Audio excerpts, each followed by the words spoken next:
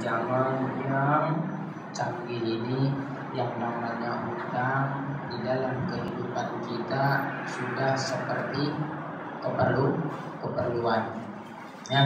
Nah, susah untuk kita menghindari perihal hutang ini.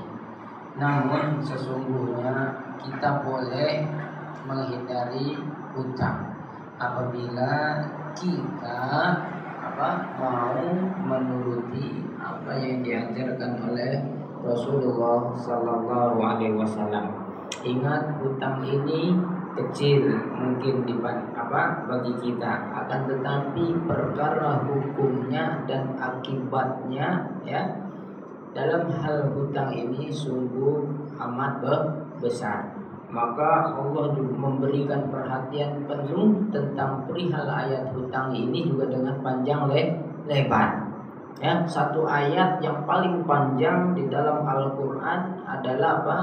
Tentang perkara hutang. Ya, di dalam surah Al-Baqarah itu ya, satu ayat itu, satu muka surat itu, idza tadayantum ya, diawali dengan seperti itu bunyinya ya. Nah, itu menerangkan tentang perihal hutang. Ya, begitu Allah memperhatikan tentang hutang ini. Karena apa, tuan-tuan? Ya, sebab $1 saja hutang ya kita dengan orang lain yang belum kita tunaikan, maka hutang yang $1 itu akan menghalangi kita akan memasuki surganya Allah Subhanahu wa Ta'ala. Maka pantas ketika kita meninggal dunia yang sebelum kita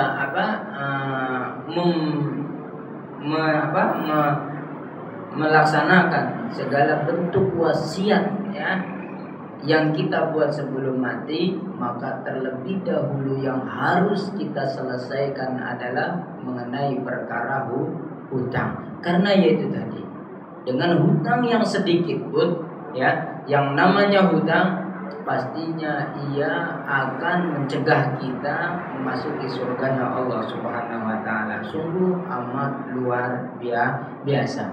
Maka hati-hatilah dengan hutang. Ya, boleh kita hindari hutang apabila kita ya boleh berlaku zuhud terhadap dunia. Yaitu tadi ya sudah saya pernah jelaskan, yang berzuhud terhadap dunia adalah mengambil apa saja yang kita perlukan. Ukur segala sesuatunya dengan kemampuan yang kita miliki. Jangan sekali-kali kita memaksakan keinginan ya yang kita sendiri tidak mampu. Ya, maka itu tadi, ketika kita memaksakannya, maka tidak lain ya yang datang kepada pemikiran kita adalah hutang. Dan yang keduanya, supaya kita terhindar daripada hutang, maka hiduplah yang sederhana, elakkan sifat pembaziran. Karena salah satu sifat pembaziran adalah yang tidak disukai oleh Allah Subhanahu wa Ta'ala, dan perbuatan membazir adalah saudaranya setan. Innal mubadzirina kanu ikhwanash syayatin. Banyak di dalam Al-Qur'an juga. Kulu wasrabu wala tusrifu. Dijelaskan juga innallaha la yuhibbul mu'tadin. Ini semua menjelaskan Allah bahwasanya kita ketika menjalani kehidupan janganlah melakukan sesuatu yang berlebihan yang pada akhirnya kita membawa kepada pembaziran. Hiduplah yang sederhana.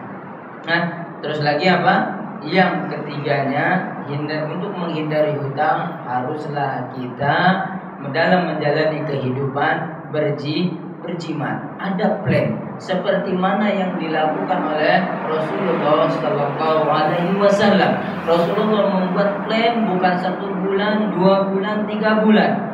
Akan tetapi Rasulullah Sallallahu Alaihi Wasallam yang diriwayatkan di dalam hadis ya Muslim ya meriwayatkan bahwasanya Rasulullah Sallallahu Alaihi Wasallam menyetop menyimpan ya makanan ya keperluan bekalan untuk satu tahun. Ya, maka itulah yang dilakukan oleh Rasulullah Sallallahu Alaihi Wasallam. Jadi apa? Berjimat. Maka yang keempatnya haruslah kita untuk menghindari kita apa? Hutang. Maka berdoalah kepada Allah Subhanahu Wa Taala, karena dengan doa menyadarkan akan kita apa? Menyadarkan kita untuk kita tidak berhutang. Doanya yang diajarkan oleh Rasulullah Sallallahu Alaihi Wasallam sedikit saja, yaitu apa? Allahumma inna na'udzubika minal ma'sam wal maghram. Itu saja dua perkara ya. Minggu lepas khatib juga membaca seperti itu. Allahumma inna na'udzubika minal ma'sam wal maghram. Ya Allah, berikanlah kami perlindungan daripada apa? Berbuat dosa, dan juga berikanlah perlindungan kami dari perkara-perkara hutang, maghram. Nah, boleh juga ada lagi doa yang lain.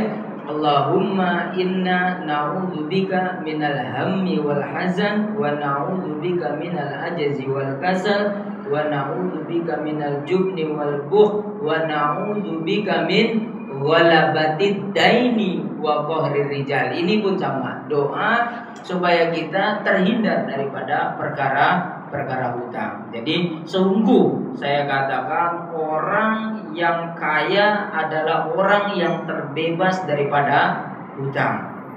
Nah, orang yang kaya, orang yang makmur adalah ketika dia menjalani kehidupan ini tanpa adanya hutang. Itulah sebenar-benarnya orang yang kaya, tuan-tuan. Oke, nah itu saja mungkin yang boleh saya kongsikan di hari ini. Mudah-mudahan itu semua yang menjadi pengajaran bagi kita semua, dan mudah-mudahan kita terhindar daripada hutang dengan berapa tadi? 4 perkara yang saya jelaskan tadi. Oke, aku qouli hadza, summa assalamualaikum warahmatullahi wabarakatuh. Jalallah ma fi qalbi ghairullah nur Muhammad sallallahu